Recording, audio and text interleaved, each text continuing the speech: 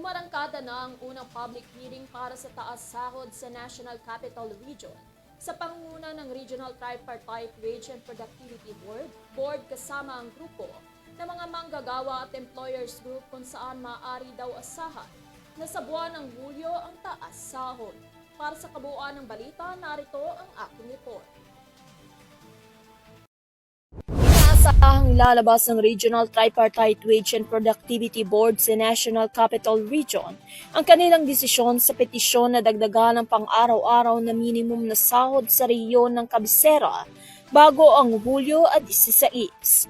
Nagsagawa ng Open Forum ang RTWPB kasama ang iba't ibang stakeholders hinggil sa dagdag sahod sa NCR.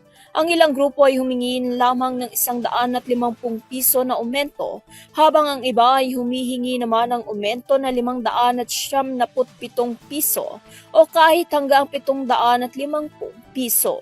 Ang huling minimum wage increase sa NCR ay pinatupad noong July 16, 2023 sa halagang 610 pesos para sa non-agricultural sector at 573 pesos para sa agriculture sector.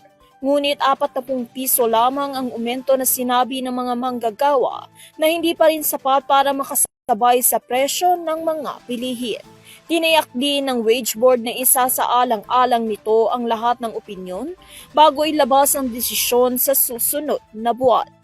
Para sa EuroTV News, Catherine Landicho sumasaludo sa bawat Pilipino.